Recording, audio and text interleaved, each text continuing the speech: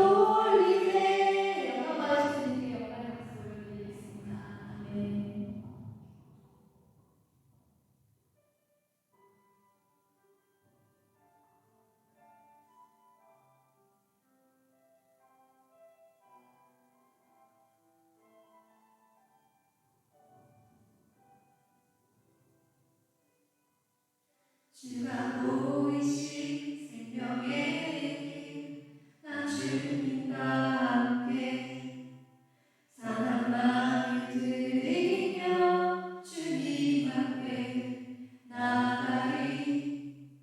나의 의로움이 되신 주, 그 이름 예수.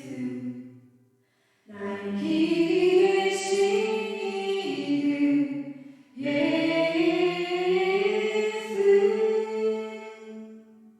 나의 길 오직 그가 아시나니. 나를 달려가신 후에 내가 정금 같이 나오리라. 주가 보이신 생명의 길, 나 주님과 함께 선한 마음을 들이며 주님 앞에 나아가리. 나의 의로움이 되신 주, 그 이름 예수. 나의 길이 되신 이름 예수. 나의 길 오직 그가 아시나니. 나를 달려가신 후에 내가 정금 같이 나오리라. 나의 길 오직 그가 아시나니. 나를 달려가신 후에 내가 정금 같이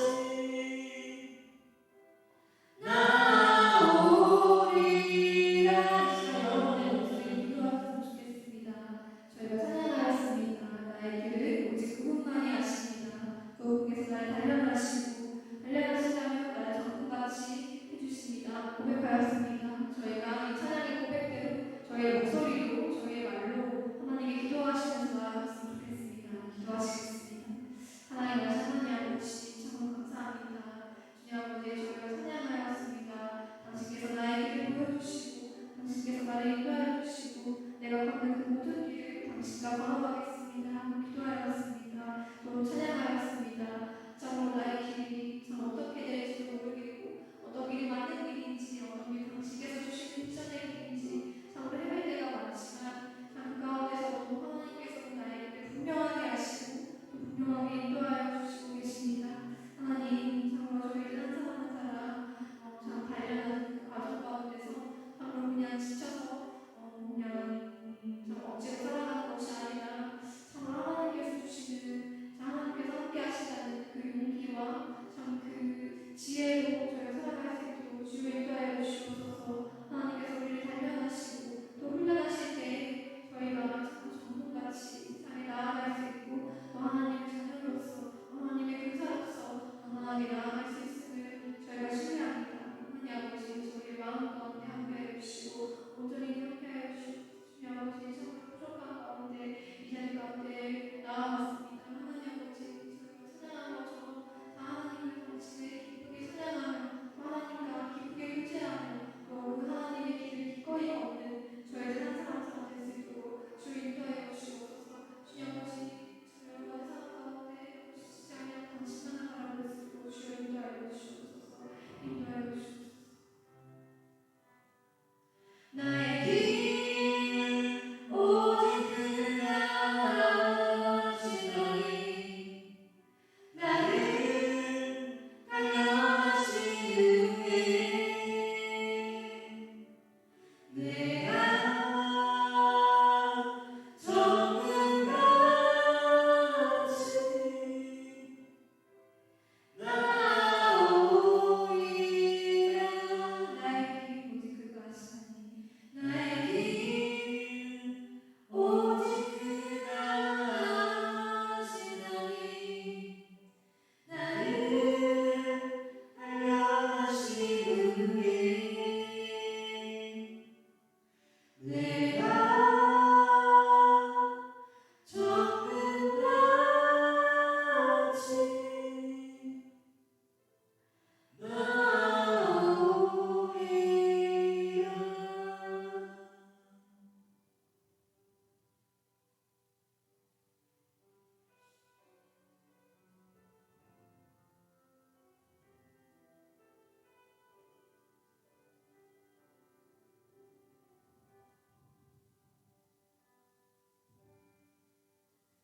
주님과 같이 내 마음 만지는 분은 없네. 오랜 세월 찾아나갔네. 내겐 주밖에 없네. 주님과 같이 주님과 같이 내 마음 만지는 분은 없네. 오랜 세월 찾아나갔네. 내겐 주밖에 없네. 주저리 강같이 흐르고 주 손길 치료하네. 고통받는 자녀 부르시니 주밖에 없네. 주님과 같이 내 마음 만지는 분은 없네. 오랜 세월 찾아나갔네. 내겐 주밖에 없네. 주님과 같이 내 마음 만지는 분은 없네. 오랜 세월 찾아나갔네. 내겐 주밖에 없네. 준비하시면서 기도하시겠습니다. 하나님 아버지, 하나님 아버지, 정말 당신밖에 없습니다. 당신만이 나의 마음을 아시고 당신만이 나의 마음을 아시십니다. 하나님 아버지, 참 저희 사랑하는 사랑해 주셔서 또 이곳에 있게 해주셔서 참 감사합니다. 하나님께서는 찬양받기 합당하시고 저희가 영광 돌릴 유일한 분이십니다. 하나님, 저희가 찬양하였습니다. 하나님밖에 없습니다. 하나님만이 나의 모든 것을 아시고 또 나의 상한 마음을 아십니다. 또 나의 길을 아시고 또 그 누구보다 더 나를 응원하고 계십니다. 하나님 아버지, 참으로 저희가 당신의 은혜와 당신의 사랑을 놓치고 살 때가 너무도 많습니다. 저희가 참 저희 마음대로 제 멋대로 하였고 또 하나님의 말씀보다는 사람의 말을 비우리며 또 하나님께서 주시는 사랑의 말씀보다는 사람이 주는 상처받는 말들만 나의 마음 가운데 담아두고 살아왔습니다. 또한 하나님께서 보여주시는 참 귀한 그 길보다는 세상에 주는 그 유혹의 길들에 더 많이 넘어지고 더 많이 다가갈 때가 너무 많았습니다. 하나님, 정말 저희의 일상이 저희의 삶이 참 하나님으로 또 예수님이 주신 그 사랑으로 충만할 수 있도록 하여 주시옵소서. 저희가 가고 있는 학교, 또 저희가 다니는 직장에 참 저희가 가지 않으면 그곳에 예수님은 안 계실 수도 있습니다. 참으로 저희가 그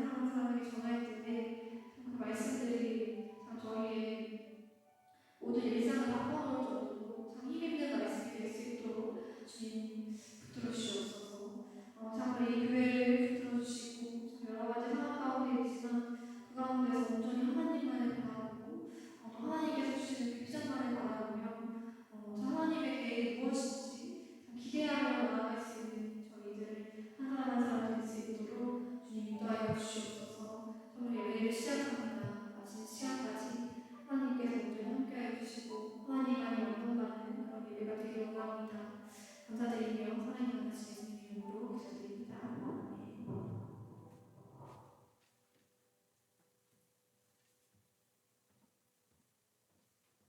계속해서 사도신경으로 우리의 신앙을 고백하겠습니다. 전능하사 천지를 만드신 하나님 아버지를 내가 믿사오며 그 외아들 우리 주 예수 그리스도를 믿사오니 이는 성령으로 잉태하사 동정녀 마리아에게 나시고 본디오 빌라도에게 고난을 받으사 십자가에 못 박혀 죽으시고 장사한 지 사흘 만에 죽은 자 가운데서 다시 살아나시며 하늘에 오르사 전능하신 하나님 우편에 앉아 계시다가 저리로서 산자와 죽은 자를 심판하러 오시리라. 성령을 믿사오며 거룩한 공예와 성도가 서로 교통하는 것과 죄를 사하여 주시는 것과 몸이 다시 사는 것과 영원히 사는 것을 믿사옵나이다. 아멘.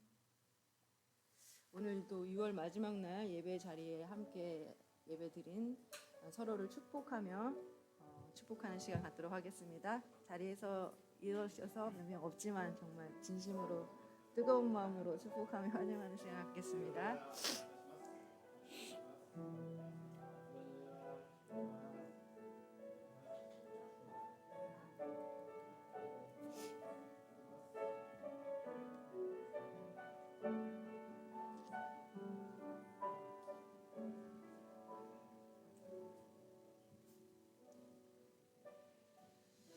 감사합니다. 오늘이 2019년의 상반기 반을 달려온 6월 마지막 날인데요. 오늘 이렇게 함께 예배할 수 있는 것을 주님께 감사드리고 또 이렇게 함께 축복할 수 있는 것을 또 감사드립니다. 주보를 참조해서 교회 소식을 전해드리겠습니다. 1번 다음 주일은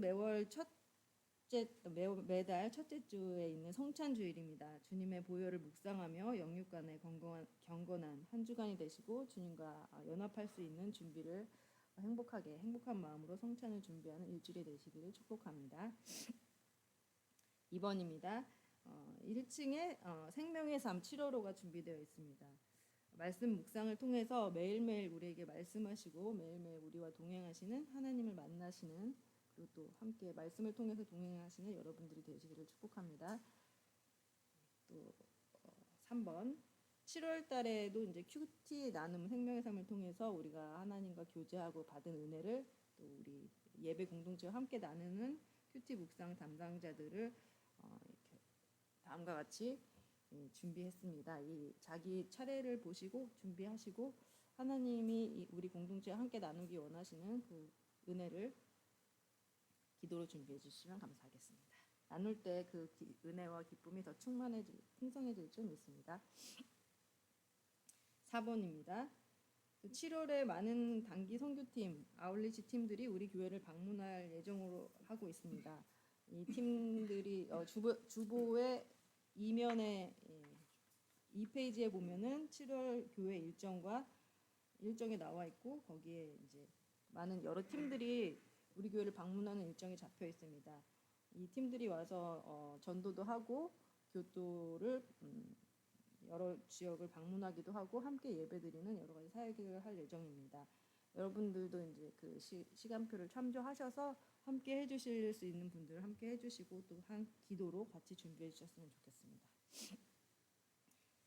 5번 성경 통독 오늘 드디어 이제 2, 4분기 시상식이 오늘 있습니다. 그리고 3, 4분기 시상식은 또 9월 마지막 주에 준비되어 있으니까 올해는 우리가 다 같이 성경 2독을 목표로 말씀을 읽고 있습니다. 그 말씀을 통해서 하나님을 더 우리를 깊이 만나주시고 친밀하게 말씀을 통해서 알려주시는 하나님으로 인해서 행복한 여러분들이 그런 경험을 꼭 하시기를 주님의 이름으로 축복합니다. 광고는 이상으로 마치겠습니다. 오늘 우리가 하나님의 말씀을 들을 본문 말씀은 예레미야서 20장 7절부터 18절 말씀입니다. 예레미야서 20장 7절부터 18절 말씀 저와 한 절씩 교독하시겠습니다. 여호와여, 주께서 저를 속이셔서 제가 속았습니다. 주께서는 저보다 강해 저를 이기셨습니다. 제가 온종일 조롱거리가 됐으니 모두가 저를 조롱합니다.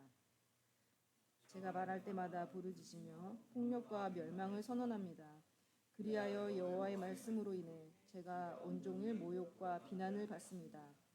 그러나 내가 여호와를 언급하지 않고 더 이상 그분의 이름으로 말하지 않겠다라고 말하면 여호와의 말씀이 제 마음속에서 불, 곧 내 뼛속에 갇힌 불 같습니다.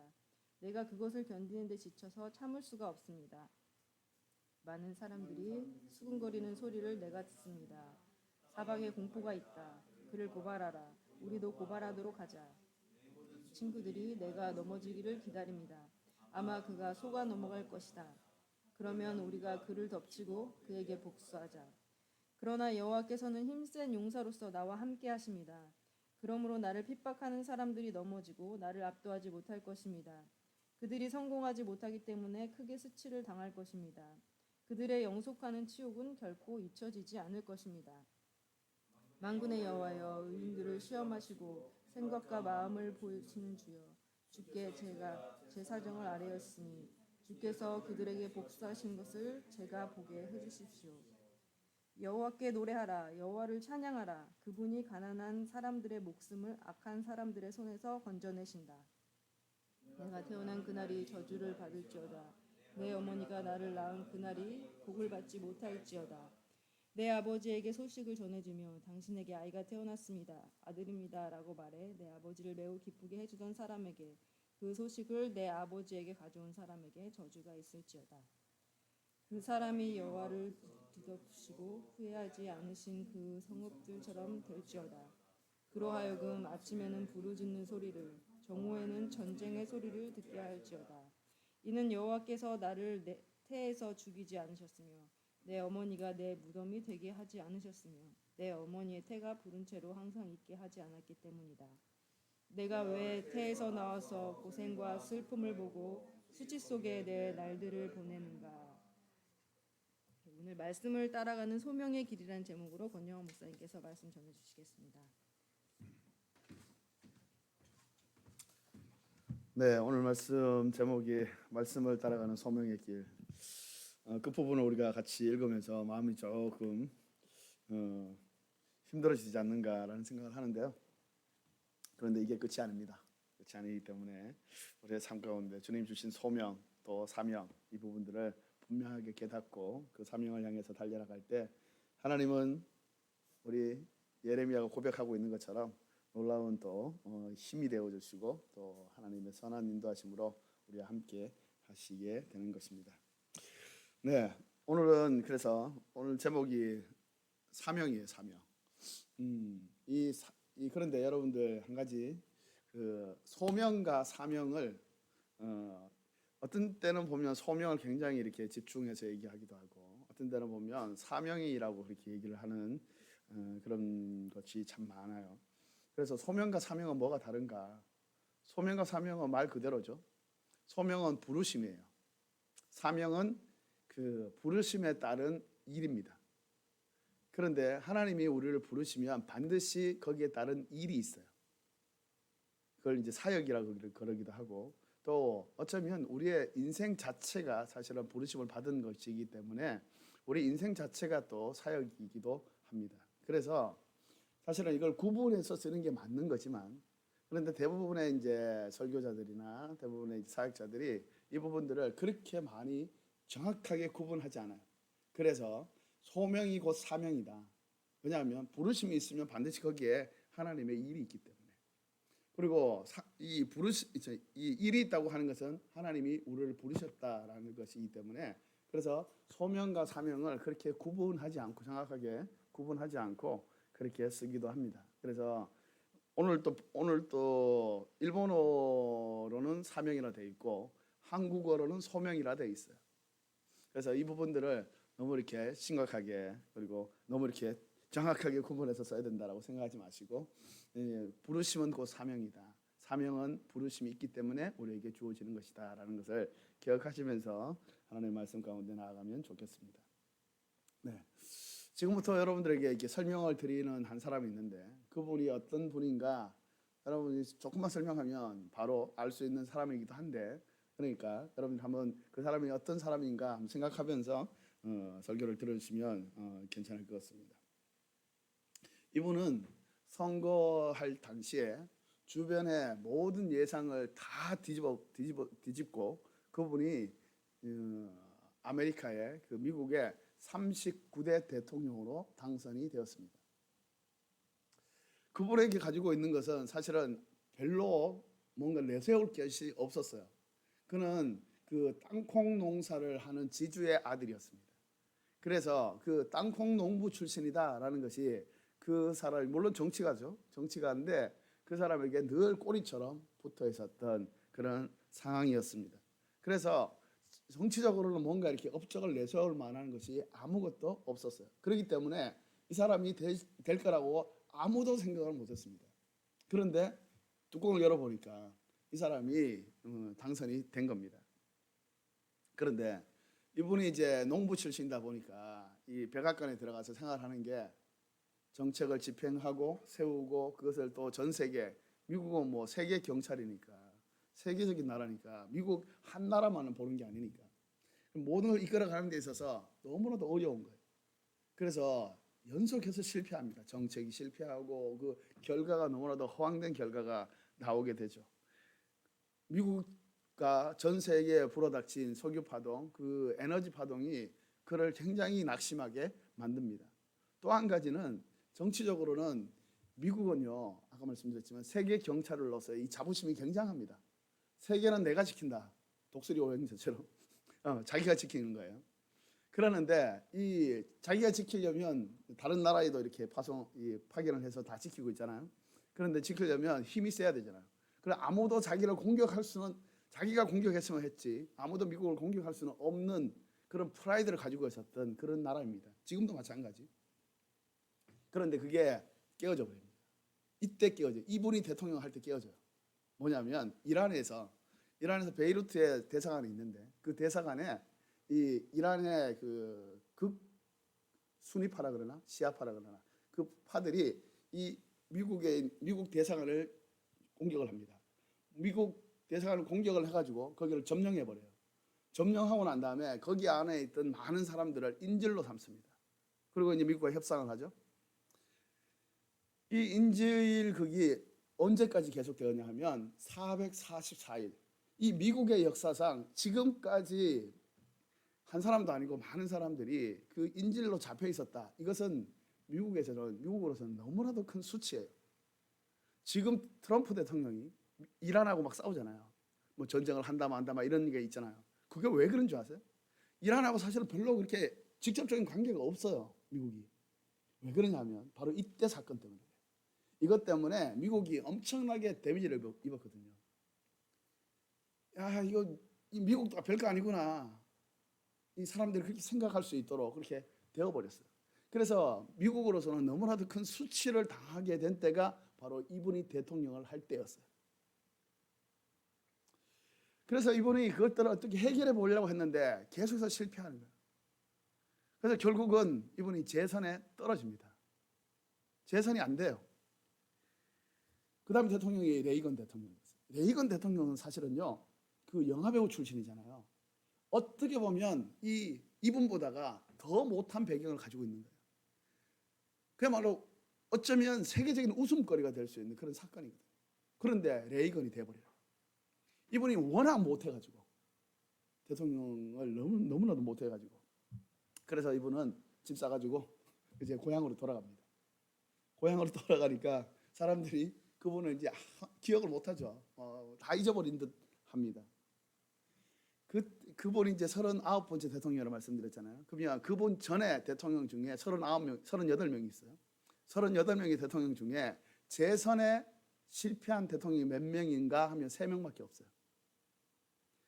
그것도 그 병으로 재임 기간 중에 병으로 죽거나 아니면 케네디처럼 암살을 당하죠.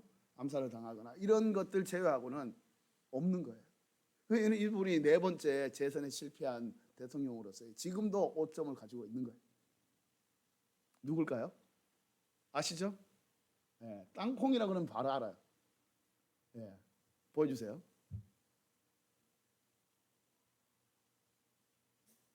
예, 사진 보여주세요. 예, 이분이에요. 이분 아시죠? 예, 지미 카터. 예, 지미 카터. 아주 카리스마 있는 것처럼 보이지만 이 대통령으로서의 그 통치 능력은 거의 제로에 가까웠습니다. 자, 그래서 이제 그는 이제 낙향을 하죠. 이제 고향으로 돌아갑니다. 고향으로 돌아가는데 그때부터의 이 카터의 삶은 빛이 나기 시작합니다. 그가 대통령을 한 것은 대통령 끝나고 난 다음에 지금까지의 일을 하기 위한 하나의 일시적인 과정이었다는 것을 알게 됩니다. 그분은 이 카터는 사명을 가지고 있었어요. 어떤 사명이냐? 자, 다음 사진 한번 보여줄래요? 네, 지금 현재의 모습이에요. 어디죠? 교회예요. 예, 이 교회에서 이분은 지금 나이가 연세가 94살이에요. 94살. 그러니까 이분이 회심하고 난 이후부터 계속해서 교회 학교 교사를 하고 있는 거예요. 우리 옛날에 말한 반사. 교사를 계속해서 하고 있는 거예요. 이분이 제가 처음 얘기할 때 철저한 신앙심밖에 없었다고 말씀드렸잖아요. 이 철저한 신앙심은 이분이 이 대통령직을 할 때 우리가 일반적으로 생각하면 대통령을 할 때는 주일학교 교사 못 하잖아요. 당연하지, 그죠? 어떻게 그 주일학교를 거기 가서 백악관하고 뭔데 거기서 주일학교 교사를 하겠어요? 그런데 이분이 주일학교 교사 했어요. 왜냐? 자기의 사명이라고 했기 때문에. 이것은 내게 있어서 교회 학교의 교사를 뺏는 일은 내 삶 전체를 빼앗기는 거다라고 생각했어요. 그래서 그분은 어떤 일이 있어도 물론 이제 다른 외국을 가거나 그럴 때는 못했지만 이분은 주일학교 교사를 계속해서 하고 돌아와서도 낙향하고 난 다음에도 거기서도 계속해서 주일학교 교사를 지금까지 하고 있어요. 제가 지난주 뉴스를 봤거든요. 이분 이제 기념관이 있고 이분 교회도 있고 그래요. 이분이 다니는 교회, 이분이 뭐 담임 목사는 아니기 때문에 이분이 다니고 있는 교회에서 이분이 엉덩이 뼈를 크게 한번 다친 적이 있어요. 얼마 전에. 그래서 그걸 수술을 했습니다. 수술을 하고 난 이후에 지난주에 복귀를 했어요. 복귀를 해가지고 지난주에 또 애들에게 말씀을 전하는 이 사역을 지금도 하고 있는 거예요. 94살인데. 참 이분은 참 대단한 믿음의 사람이었고 사명의 사람이었다는 겁니다. 그래서 이분은 주일학교 교사만 해서 뭐 세상적으로는 이것만 해서 잘 되는 게 아니잖아요. 잘 부각이 되는 게 아니잖아요. 이분은 여러분이 잘 아시는 헤비타트, 사랑의 집 짓기 운동. 그래서 이 제3세계에 가가지고 집을 지어줘서 그분들이 들어가서 살 수 있도록 만들어주는 헤비타트 재단, 사랑의 집 짓기 운동 재단. 이 재단에 이제 만들면서 지금도 그 일들을 하고 있는 거예요. 물론 지금은 이제 직접 그 현장에 나가서 하는 거는 어렵지만 그래도 연세가 80 이상이 될 때까지 그때까지도 계속해서 했어요. 다음 사진 보여줄래요? 바로 이거예요. 이분 지금 연세가 몇 살 돼 보이세요? 지금의 나이가 80. 이때에도 집 짓는 운동을 본인이 직접 가가지고 거기에서 만들어서 거기에 가난한 사람들이 들어와 살 수 있도록 만들어줬다는 거예요. 그래서 이분이 결국은 노벨 평화상을 받습니다. 이분의 삶은 어떤 인간적인 목표를 이루어가서 대통령이 됐으면 사실은 끝이잖아요. 세계에서 최고의 대통령, 미국 대통령이 됐으면 그의 삶은 사실은 더 이상 목표가 없는 거예요. 그래서 그분은 목표를 향해서 살았던 인생이라기보다는 하나님이 주신 이 사명, 주일학교, 맞다, 또 본인에게 맡겨진 이 전직 미국 대통령이라는 이것을 가지고 우리나라에서도 한번 오셨잖아요. 오셔가지고 북한에 가서 그 친서를 전달하면서 남북 화해를 도모했던 그런 때도 있었어요. 그래서 이분은 본인의 어떤 욕망이나 야망이나 욕구에 따라서 사신 인생이 아니라 이분은 하나님 주신 이 사명을 향해서 달려가고 있는 정말로 존경할 만한 놀라운 인생을 살고 계신다는 겁니다. 오늘 성경에 나오는 이 예레미야 역시도 너무나도 훌륭한 하나님의 사명의 사람이라고 할 수가 있습니다. 지금 이 남쪽의 남유다가 멸망하기 일보 직전이에요. 정말 꺼져가는 등불처럼 있는 이 조국의 현실 앞에서 선지자라면 우리가 있잖아요. 목사도 마찬가지인데요. 사실은 힘들고 어려운 상황 가운데 지내고 살고 있는 사람들을 보면 위로의 메시지를 전하고 싶어요. 하나님이 함께 하신다. 다시 한번 일어나자. 하나님이 너를 돌보신다. 지키신다. 인도하신다. 이것들을 계속해서 얘기하면서 함께 기도하면서 일어나기를 소망하는 그런 메시지를 전하고 싶어요. 그런데 하나님은 이 예레미야에게 이제는 안 돼. 이제는 그런 메시지를 전할 때가 아니야. 이제는 유다의 멸망을 선포해라. 더 이상 너희들에게 은혜가 없다는 것을 선포하라는 겁니다. 예레미야가 얼마나 마음이 힘들었겠어요. 누구라도요, 단에 서면 좋은 얘기를 하고 싶어요. 힘이 되는 얘기를 하고 싶어요. 그래서 그 말씀을 듣고 그 메시지를 듣고 다시 한번 힘을 얻어서 나아가기를 원하는. 그래서 그 메시지들이 요즘은 많이 이렇게 좋은 메시지도 많은데, 그런데 그런 메시지만 전하는 교회 부흥이 많이 됩니다. 사실은 미국에서도 부흥되는 교회들 속에 그런 교회들이 참 많이 있어요. 긍정의 힘, 뭐 이런 거 있잖아요. 좋은, 잘 된다, 좋을 것이다, 괜찮다, 지금까지 달려온 것만으로도 충분하다. 이렇게 위로하고 격려하는 거, 이거 너무나도 필요하고 좋은 얘기죠. 그런데 이것만 하면 사람은요, 자신이 스스로 뭔가가 된 것처럼 착각합니다. 이스라엘 백성들이, 유다 백성들이 회개하잖아요. 거짓 선지자들이 그때도 있었거든요. 괜찮을 거다. 이 아시리아가 쳐들어와도 이 바벨론이 그들을 삼킬 것이고, 또 바벨론이 쳐들어와도 이집트가 있기 때문에 이집트에서 우리를 도와줄 것이다. 하나님에 대한 얘기는 안 해요. 선지자인데. 그러니까 거짓 선지자라고 그러죠. 그 선지자들이 하나님에 대한 얘기는 안 하고 주변에 있는 나라들의 힘을 의지해서 우리는 괜찮을 거다라고 얘기를 합니다. 그러니까 이스라엘 백성들이 우상 숭배하고 정말 간음하고 정말 하나님 앞에서 이 범죄란 범죄는 하나님의 말씀과 너무나도 차이나는 겉으로 번지르르하게 나오는 그 모습만 가지고 살아갑니다. 그러니까 하나님은 이제는 더 이상 은혜가 없다. 이제는 너희들은 멸망되고, 그러고 난 다음에 남은 자를 통해서 내가 다시 이들을 거룩하게 함으로 말미암아서 하나님의 나라를 세우겠다라고 말씀하시는 거죠. 그걸 이제 예레미야가 전해야 되는 거예요. 그걸 안 전하면 안 되는 거예요. 거짓 얘기를 전할 수는 없는 거잖아요. 그러니까 예레미야는 너무나도 힘이 든 상태에서 오늘 말씀 뒤에 부분에 보면 자기가 태어난 날마저도 저주하면서 너무나도 어려워하고 있습니다. 근데 더한 것은 이런 예레미야를 보면서 이스라엘 백성들이 그래, 당신의 말이 참 옳은데 우리가 잘못해서 미안하다.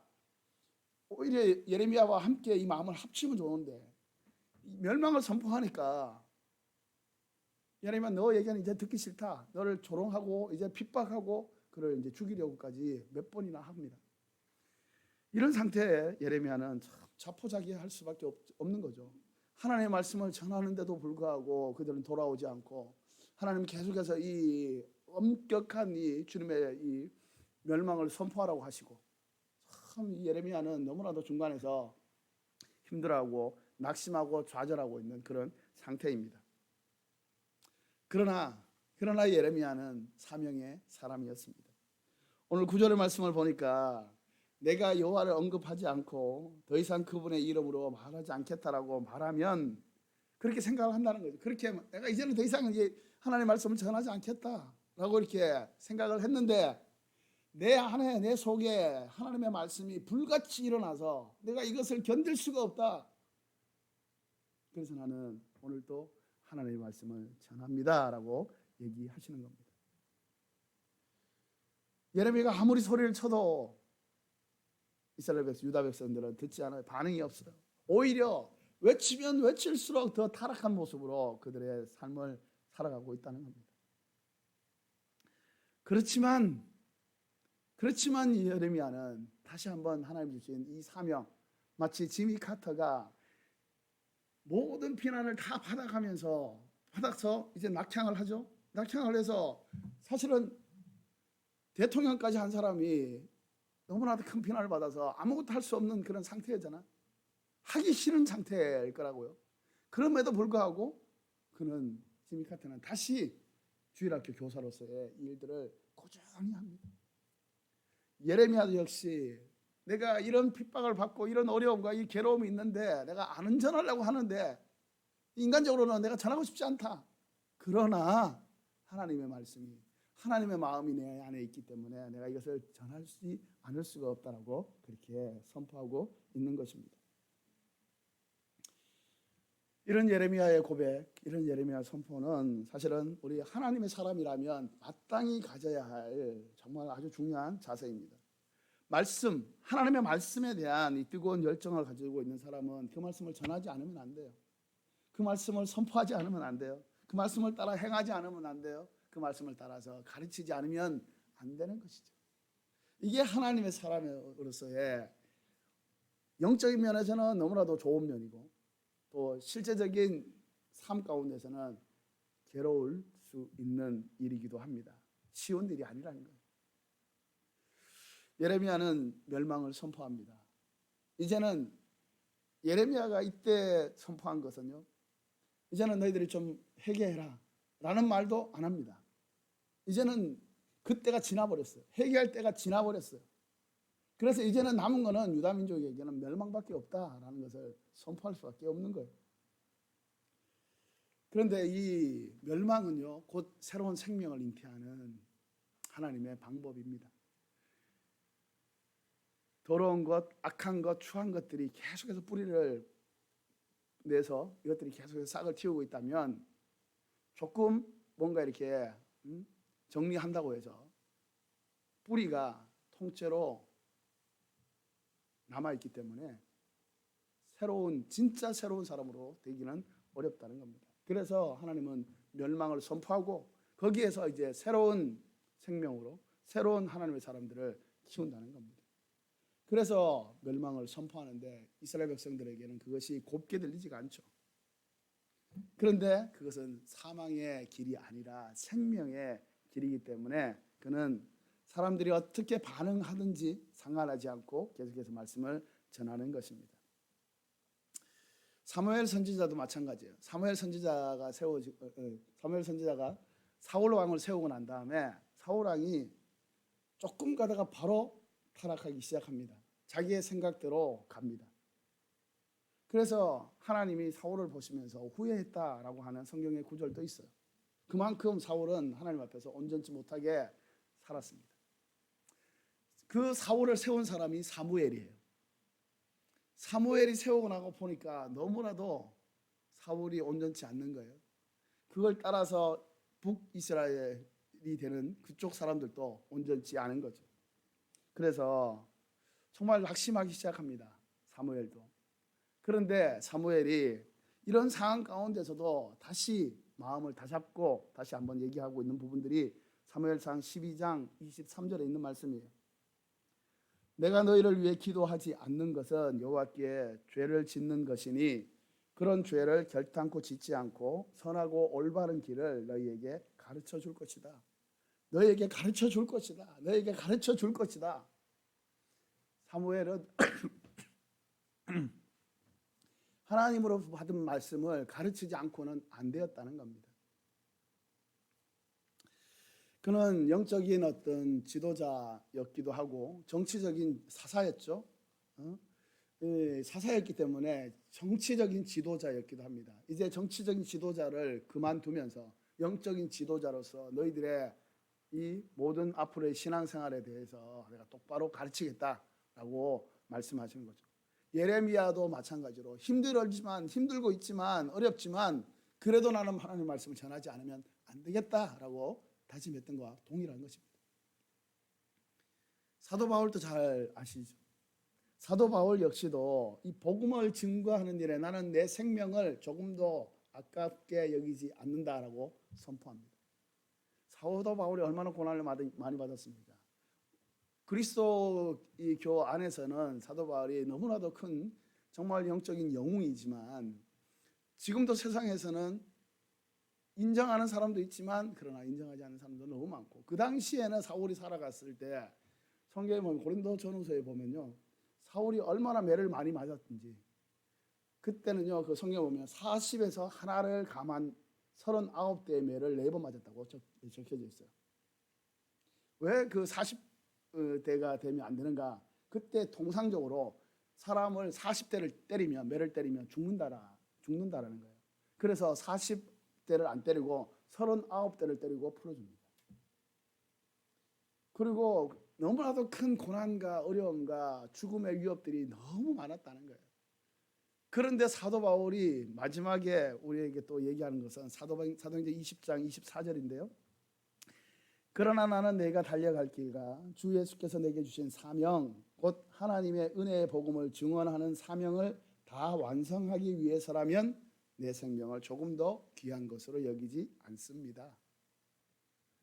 자기의 사명이 있기 때문에 그 사명을 내가 죽더라도, 죽는 한이 있어도 내가 그것을 감당했다고 말씀하시는 거죠. 우리 주님은 어떻습니까? 우리 주님은 이 땅에 하늘 보좌를 버리고 이 땅에 오셨어요. 왜? 하나님의 말씀을 성취하기 위해서. 하나님이 구약 성경을 통해서 너무나도 많은 말씀을 하셨거든요. 구원에 관한 말씀, 그리고 이 마지막 때 회복에 관한 말씀, 이걸 하셨단 말이에요. 이제 이것을 예수님이 그것을 완전하게 이루시는 거죠. 그것을 위해서 이 땅에 오셨습니다.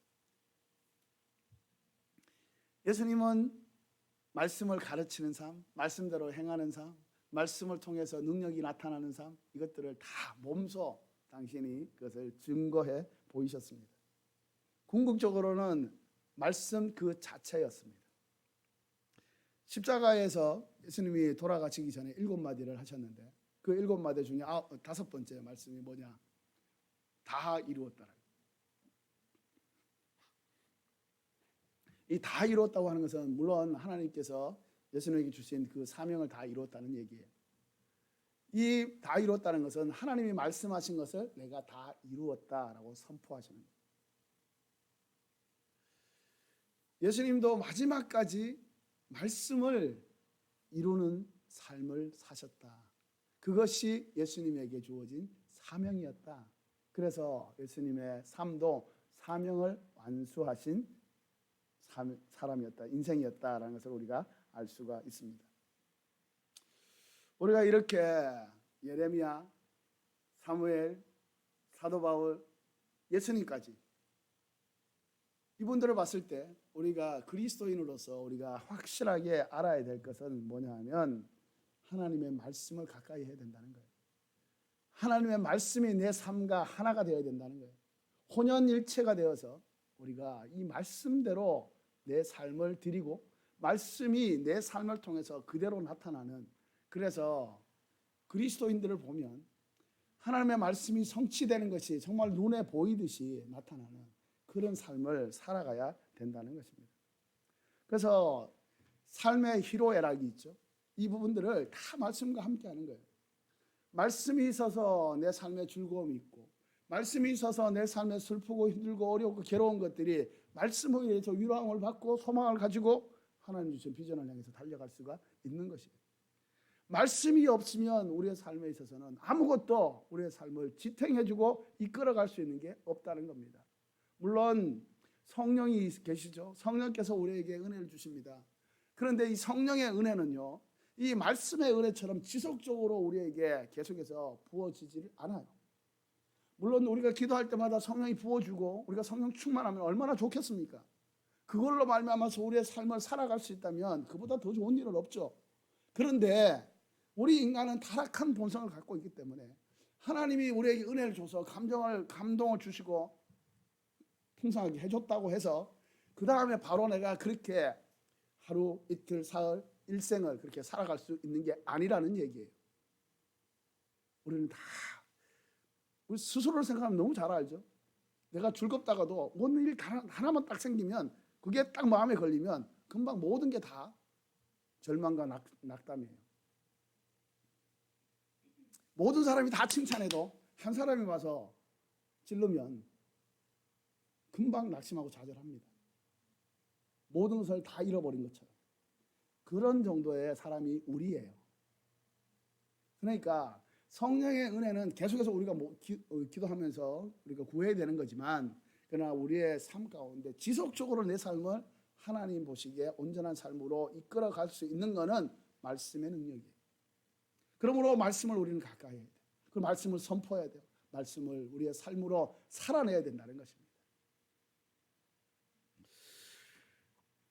예레미야는 이 완악한 유대 백성들의 조롱과 핍박을 견디기가 너무 힘들어서 오늘 말씀의 뒷부분에 자기의 출생을 저주하기까지 했지만, 그러나 그는 말씀의 사람이었기 때문에 결국은 사명을 감당할 수 있다는 겁니다. 그가 열정만 가지고 사명을 감당한 것이 아니라는 얘기예요. 그러면 그는 왜 어떻게 해서 이 힘든 이 사명을 감당할 수 있었는가? 만약에 그가 다른 것을 의지하거나 자기를 의지하거나 자기의 인격이나 자신의 신앙이나 자기가 가지고 있던 경험이나 이런 것들을 의지했다고 한다면 그는 사명을 감당하기는커녕 오히려 환자가 되어버렸을 거예요. 우울증, 공황장애, 너무나도 힘든 일들이 예레미야에게는 너무 많았거든요. 그런데 그는 그렇게 병들지 않고 하나님 주신 사명을 감당할 수 있었던 이유가 있어요. 근거가 있어요. 11절에서 13절까지 말씀인데요. 네, 이 말씀은 우리가 오늘 힘이 되는 말씀이기 때문에 우리 같이 한번 말씀을 읽도록 하겠습니다. 11절부터 13절까지 말씀. 그러나 여호와께서는 힘센, 같이 읽겠습니다. 시작. 그러나 여호와께서는 힘센 용사로서 나와 함께 하십니다. 그러므로 나를 핍박하는 사람들이 넘어지고 나를 압도하지 못할 것입니다. 그들이 성공하지 못하기 때문에 크게 수치를 당할 것입니다. 그들의 영속하는 치욕은 결코 잊혀지지 않을 것입니다. 만군의 여호와여, 의인들을 시험하시고 생각과 마음을 보시는 주여, 주께 제가 제 사정을 아뢰었으니 주께서 그들에게 복수하시는 것을 제가 보게 해주십시오. 여호와께 노래하라, 여호와를 찬양하라. 그분이 가난한 사람들의 목숨을 악한 사람들의 손에서 건져내신다. 할렐루야. 아멘. 하나님에 대한 철저한 믿음이에요. 상황이 지금 사실은 믿을 수 있는 상황이 아니거든요. 그런데 예레미야는 상황에도 불구하고 사람의 반응에도 불구하고 하나님을 철저하게 믿습니다. 그리고 선포해요. 그리고 그 말씀대로 자기는 순종합니다. 그는 사람들의 반응에 대해서 일희일비하지 않겠다는 거예요. 왜? 이 말씀을 주신 분이, 이 사명을 주신 분이 하나님이기 때문에. 그 하나님은 전능하신 하나님이요, 절대적인 하나님이요, 그 하나님이 나를 부르셨고 나를 통해서 이 일을 말씀하시기 때문에 하나님에 대한 절대적인 믿음, 그리고 거기에 따른 순종, 이것이야말로 우리로 하여금 사명을 감당할 수 있도록 만들어 준다는 겁니다. 지금의 세대는 하나님이 없다고 하는 세대예요. 그리고 다른 우상들이 너무나도 난잡하게 있는 그런 사실입니다. 지금 그리스도인들 안에서도, 교회 안에서도 동성애를 지지하고 있는 분들이 얼마나 많은지 몰라요. 성경에 분명히 동성애는 죄다라고 얘기를 했음에도 불구하고 이런저런 핑계를 대고 변명을 하면서 또 되지도 않는 어떤 논리들을 만들어가면서 하나님이 말씀하신 것을 전면적으로 거부하는 교회, 목사, 성도들이 있다는 얘기예요. 그런 시대에 우리가 살아가고 있어요. 물론 우리가 동성애자들을 죄인으로 정죄하면 안 됩니다. 우리도 죄인이기 때문에 그거는. 그가 짓는 죄도 죄, 우리가 짓는 죄도 죄. 똑같은 죄인이에요. 그렇지만 그들이 동성애를 좋아하고 그를 따라가려고 했을 때 동성애가 괜찮다라고 하는 것은 그것은 하나님의 말씀에 어긋나기 때문에 그것은 죄고 안 된다. 단호하게 얘기해야 합니다. 그리고 거기에 있는 사람들을 될 수 있으면 우리가 데리고 와서 함께 정말 진짜 신앙으로 돌이킬 수 있도록 만들어줘야 되는 것. 그것이 우리의 또 해야 될 사명이기도 합니다. 진짜 우리가 이런 절대적인 기준이 무너져 있는, 하나님이 없다고 하고 거짓 하나님을 섬기고 있는 이런 시대에 살고 있는 우리가 진짜 의지하고 진짜 우리가 따라가야 될 것은 과연 무엇인가? 그것이 있었기 때문에 예레미야는 이런 상황 가운데서도 자기에게 주어진 이 사명을 감당할 수 있었다는 겁니다. 아까도 말씀드렸지만 하나님에 대한 절대적인 믿음이에요. 하나님은 모든 것이 옳다, 전적으로 옳다, 99% 옳은 게 아니라 하나님은 전적으로 옳다. 이것을 전제를 둬야 돼요.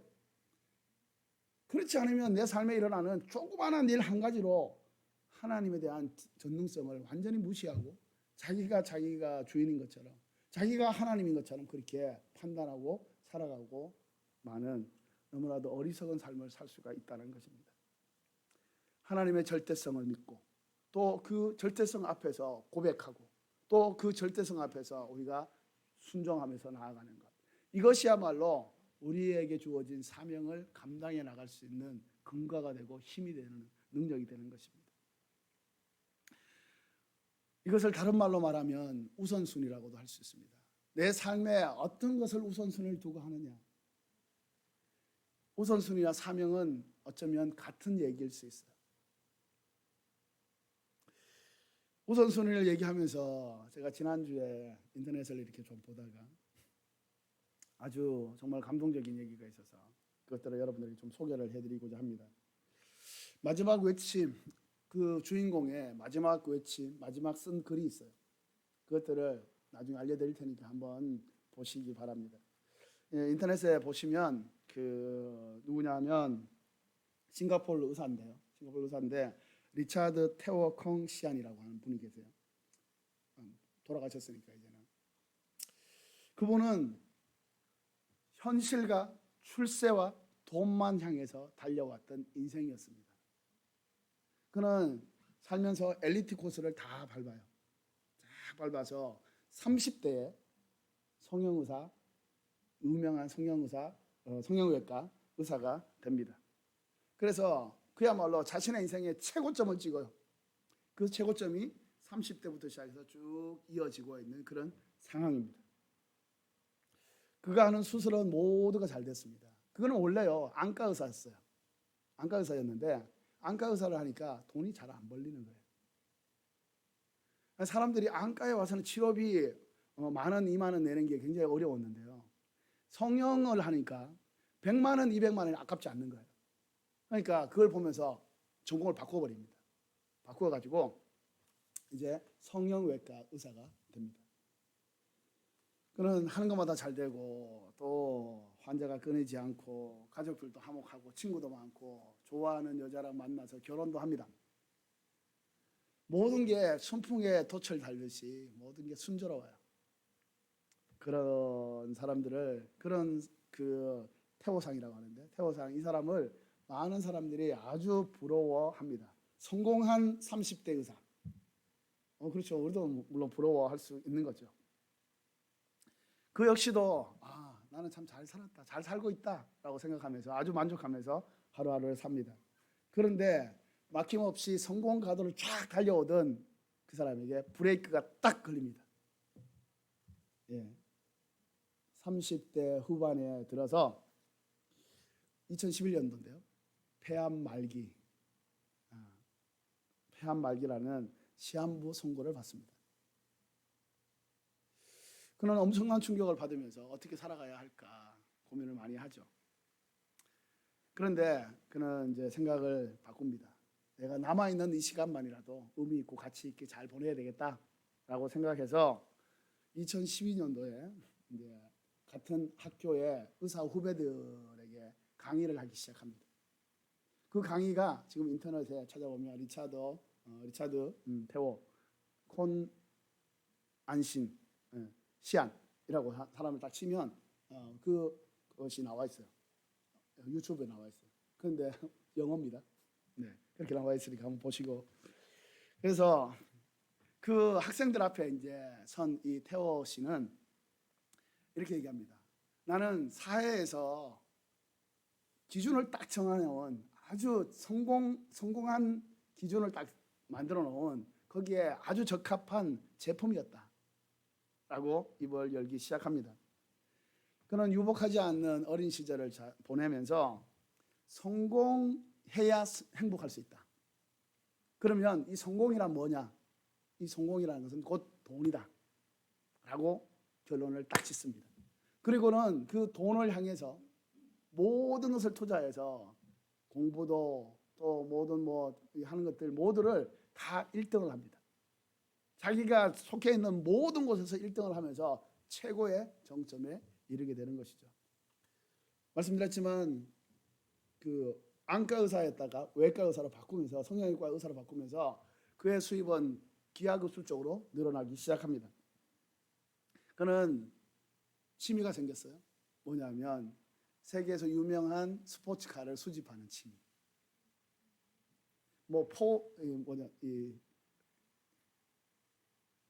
일반적인 그런 것은 게임이 안 되는 거예요. 람보르기니, 페레라, 이런 아주 유명한 그것도 이제 몇 대 나오지 않는 그 수집가들을 위해서만 나오는 그런 것들을 사서 모으기 시작합니다. 그리고 각계각층의 유명한 사람들과 매일매일 파티를 하죠. 그는 인생의 최고였어요. 그의 인생에 있어서 최고라고 생각했죠. 그때 당시에 그가 고백한 말이 있는데 뭐냐면 내 인생은 내가 컨트롤할 수 있다. 내가 조절할 수 있다. 내가 이것을 어떤 것이라도 내가 내 마음대로 할 수 있다라고 딱 선언합니다.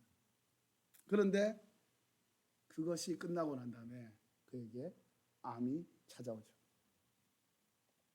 이 태호 씨는 이제 모든 것을 바꿀 수밖에 없는 거예요. 생각이 바뀌는 거예요.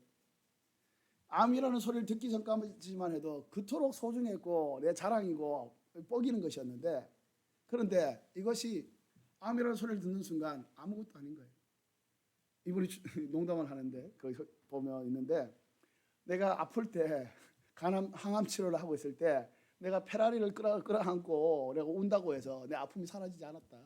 이렇게 얘기합니다. 아무것도 내게 힘이 될 수 있는 게 없었다는 얘기예요. 그는 항상 환자는 돈이다. 머릿수를 생각하면서 오늘 100명 왔으니까 오늘은 100억, 오늘은 10억, 오늘은 1억 이렇게 계산을 했다는 거예요. 그런데 후배들에게 너희들 더 이상은 그렇게 하지 마라. 이 환자 한 사람이 차트에 기록된 이 병명을 보고 그것만 이렇게 치료해줘서 되는 이 하나의 그런 존재가 아니다. 이 사람은 세계에서 한 사람밖에 없는 정말 소중한 사람이다. 이것을 기억해라. 그래서 너가 할 수 있는 최선을 다해서 치료하고 도와주고 격려해라. 그렇게 이제 얘기를 하는 거죠. 그는 이 강의가 끝나고 난 다음에 얼마 되지 않아서 40세 일기로 세상을 떠납니다. 그가 이제 마지막 온라인에 이제 죽기 전에 자기의 부고를 만들어요.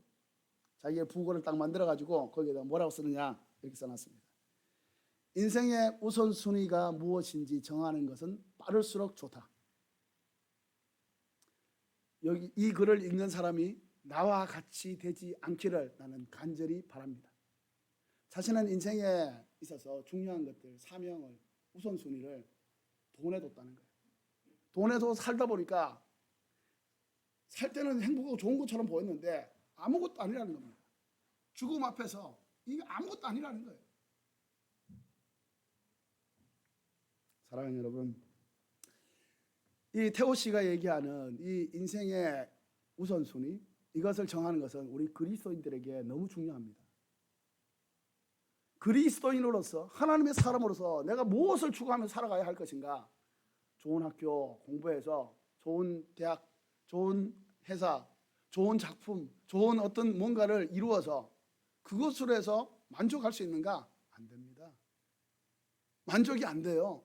그게 가치가 없는 것이기 때문이 아니라 그것을 추구하면서 살아간다고 한다면 하나님이 그 안에 없는 거예요. 안 계신 거예요. 하나님이 안 계신 것은 가치가 없는 거예요.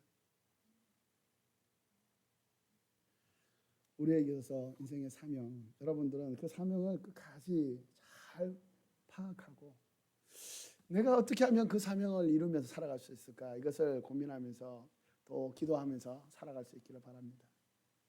사명을 가진 사람은요 헛되게 살지 않습니다. 의욕이 있고 열정이 있고 뭔가를 최선을 다해 사는 적극적인 사람이 되고 정말 직업에 있는 것을 가지고 감사하면서 하나님 앞에 구할 수 있는 그런 사람이 되는 것입니다. 어려운 환경 때문에 포기하지 않습니다. 나를 힘들게 하는 사람 때문에 포기하지 않게 되는 것이죠. 결론적으로 이 사명감을 가지고 있는 사람은 바로 자신의 인생의 모든 주도권을 주님 앞에 맡길 수 있는 사람입니다. 사명이 내 것이 아니기 때문에, 내가 내 안에서 만들어진 인간적인 목표, 그게 아니기 때문에 하나님이 주신 거기 때문에 하나님이 이루세요. 내가 이루려면 그건 못 이룹니다. 카터 대통령 얘기를 했지만 그분이 어떻게 94세까지 이것을 계속해서 할 수 있겠습니까? 하나님이 주시고 하나님이 그것을 인도하시고 하나님이 함께 하시기 때문에 이룰 수 있는 거예요. 이루어가는 거죠. 우리도 하나님이 주신 이 사명은 반드시 하나님께서 내 능력에 상관없이, 내 재력에 상관없이, 내 경력에 상관없이, 내 학벌에 상관없이 하나님이 그것을 이루어 가신다는 겁니다. 그게 신앙이에요. 그게 믿음이에요. 내가 뭔가를 해서 하나님 기쁘시게 하는 거, 그건 믿음 아닙니다.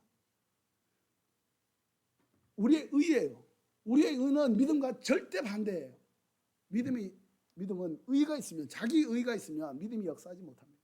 그렇기 때문에 뭔가를 해도, 무엇을 해도 하나님 앞에 기도하고 하나님의 능력을 의지하며 하나님의 선한 인도하심을 구하면서 하루하루 한 건 한 건 계속 주님과 접붙여져서 살아가야 된다는 것입니다. 여러분의 삶이 정말 이 사명감으로 충만한 삶이 되고 이 사명을 온전히 이루는 삶이 되기를 주님으로 축복합니다.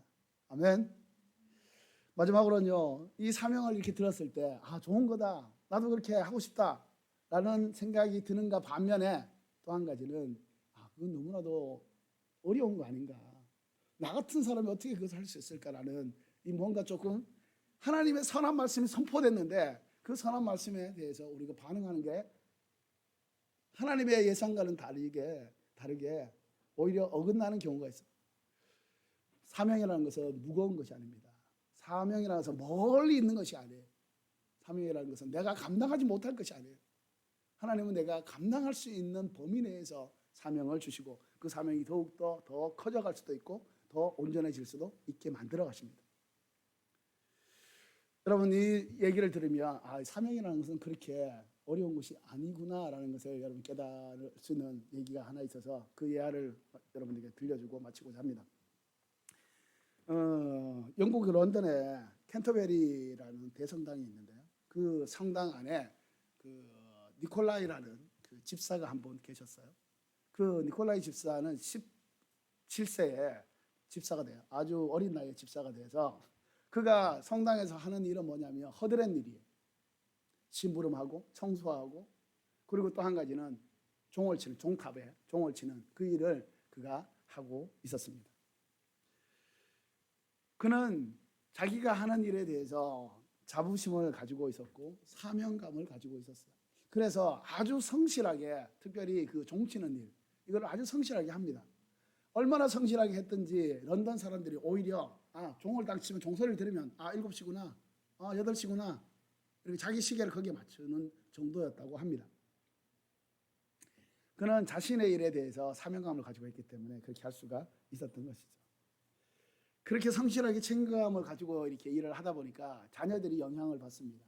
아주 잘 돼요. 자녀들도 굉장한 책임감을 가지고 성실하게 사명감을 가지고 공부도 하고 또 잘하기도 했습니다. 그래서 결국은 두 아들이 있는데 그 두 아들이 한 분은 옥스퍼드 대학의 교수가 되고요, 한 분은 캠브리지 대학의 교수가 됩니다. 그가 이제 마지막 세상을 떠날 때가 됐는데 임종을 앞두고 했을 때 가족들이 다 모여 있죠. 근데 갑자기 그가 벌떡 일어납니다. 진짜 사실인지는 사실 잘 모르겠어요. 그런데 그런 예화가 있기 때문에 말씀을 드려요. 그 벌떡 일어나서 그가 어디를 갑니다. 어디를 가는가 봤더니 그가 성당의 종탑으로 가는 거예요. 그리고 난 다음에 자신의 시계를 딱 맞추면서 종을 치기 시작합니다. 그는 마지막까지 자신의 사명을 감당하게 된 것입니다. 누가 보면 그냥 일반적으로 보면 종치는 거, 심부름하는 거, 청소하는 것 아무것도 아니잖아요. 그렇게 생각할 수 있어요. 특히 교회에서도 마찬가지입니다. 그렇게 하는 것들 뭐 그렇게 중요한 것이 아니라고 생각할 수도 있는데, 애들에게 밥해 먹이는 거, 청년들에게 같이 나누는 거 아무것도 아닌 것들이라고 할 수 있는데, 그것이 하나님이 주신 사명이라고 그것을 확신하게 되면요, 거기에 능력이 나타납니다. 생명이 살아나게 되는 거예요. 하나님의 나라가 거기에 이루어지게 된다는 것입니다. 그것이 바로 사명이에요. 그래서 사명을 멀리 가서 찾으려고 하지 마세요. 우리 옛날에 그 이야기도 있죠. 행복을 찾아서 어떤 곰인가요? 막 이렇게 찾아서 전 세계를 돌아다니다 보니까 결국은 집에 와서 턱 쉬는데 자기 가족이 자기를 먹이고 또 살피고 하니까, 아, 이게 행복이구나. 행복은 바로 여기 있구나. 발견했다는 거 아닙니까? 우리의 사명은 먼 데 있고, 우리가 굉장히 막 뭔가 높은 위치에 올라가고 경력이 쌓이고 내가 돈이 많고 막 이래서 이룰 수 있는 게 그게 사명이 아니라는 거예요. 물론 그런 사명을 받은 사람도 있죠. 그렇지만 보통의 우리들은 하나님 주신 우리의 옆에 있는, 우리의 이 주변에 있는 이 사람들을 섬기면서, 교회를 섬기면서 하나님과 함께 동행하는 것, 그 자체가 바로 사명이라고 할 수가 있는 겁니다. 그럴 때 하나님은 우리에게 이 사명을 보는 눈을 더 넓혀주시고 그것들을 더 잘하게 하심으로 말미암아서 하나님의 나라를 이 교토 땅 위에, 이 일본 땅 위에 세워나가시는 겁니다. 그러므로 우리는 사명을 감당하는 사람이 되고, 하나님은 하나님대로 사명의 결과를 얻게 되고, 그야말로 하나님도 좋고 우리도 좋고 그런 삶이 되는 거예요. 그래서 이 사명의 삶이라는 것은 결코 무거운 삶이 아니라, 하나님과 동행하면 그 동행하는 하나님을 절대적으로 믿고 그 하나님 앞에 순종하면 그 사명은 저절로 이루어진다. 그러므로 우리는 사명의 사람이 될 때만이 하나님의 영광을 드러낼 수 있다. 여러분도 예레미야처럼, 사무엘처럼, 이 사도 바울처럼, 이 켄타비라에 있던 니콜라이라는 이 집사님처럼 하나님의 선한 역사를 온전하게 감당할 수 있는 귀한 주님의 사람이 되기를 축복합니다. 기도하겠습니다. 살아계신 하나님, 감사합니다. 하나님께서 말씀하신 이 사명을 다시 한번 새깁니다. 주님,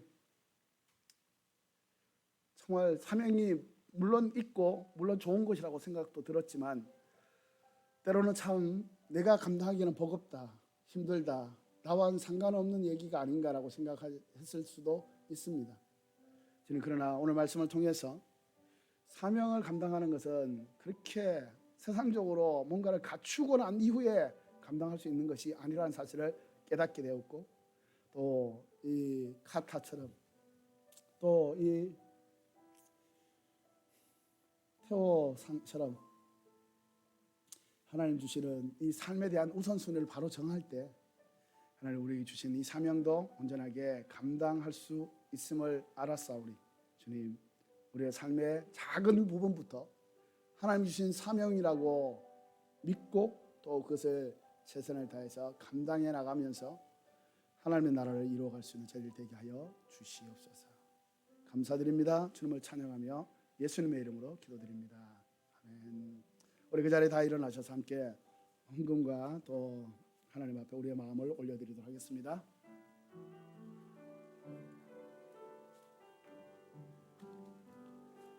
주 보혈 정결케 하고 주 보혈 자유케 하니 주 앞에 다 이 시간 나의 모든 것을 주께 드리네. 주의 손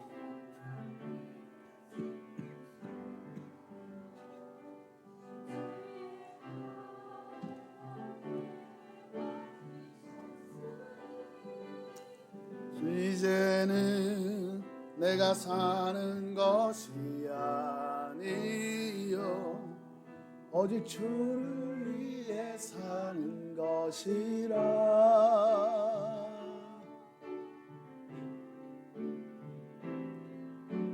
주의 손에 나의 손을 보내고 또 주의 발에 나의 발을 보내고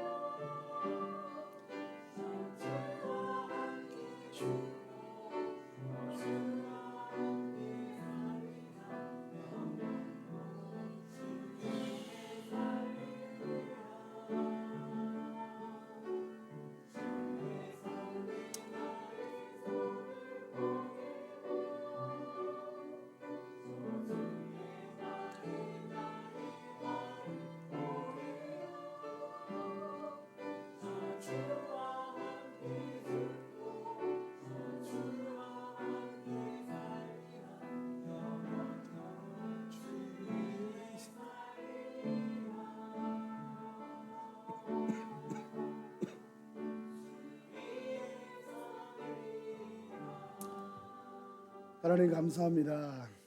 감사합니다. 감사합니다. 내게 주신 축복이 얼마나 큰지. 하나님, 우리가 감사하지 못하는 것은 사실은 비교하기 때문에 그렇습니다. 절대적인 하나님과의 일대일의 관계 속에서 나를 놓고 볼 때는 얼마나 감사투성입니까? 주님, 나 같은 자가 하나님 앞에 서서 말씀을 전하고 또 말씀을 듣고 하나님의 사람으로서의 이 모든 이 권리를 마음껏 누릴 수 있다는 것, 주님 너무너무 감사합니다.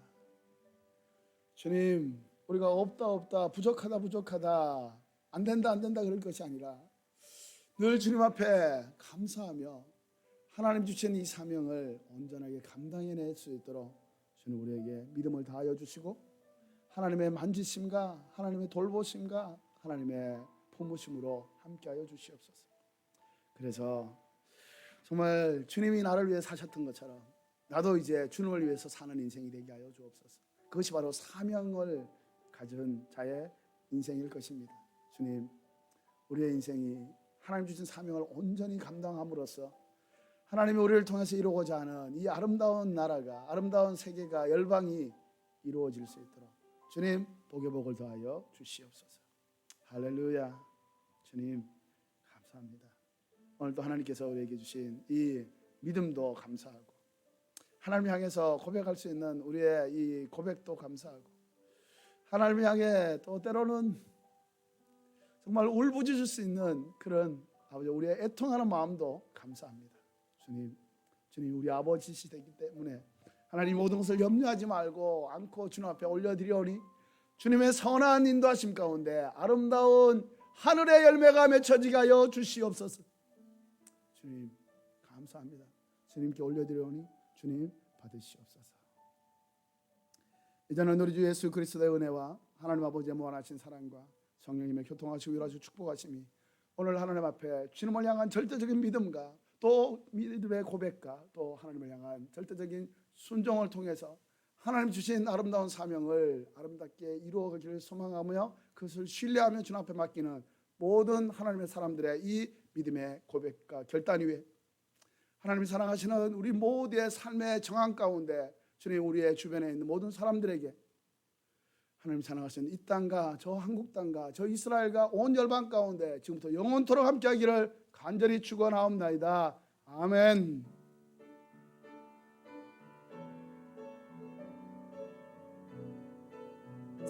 할렐루야. 살아계신 우리 하나님을 찬양하겠습니다. 살아계신 주 참된 소망 걱정 근심 전혀 없네 사랑의 주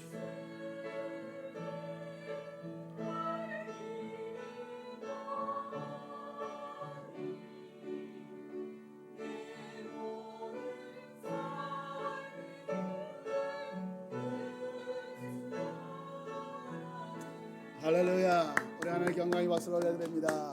할렐루야. 네, 여러분은 사명의 사람들입니다. 아멘. 할렐루야. 감사합니다. 축복합니다. 네, 오늘 제가 감기에 좀 걸려가지고 중간중간 좀 죄송했습니다. 네, 이해해 주시고 저를 위해서 기도해 주시면 감사하겠습니다. 네, 고맙습니다. 네, 우리 밑에 내려가서 함께 또 말씀으로 교제하도록 하겠습니다.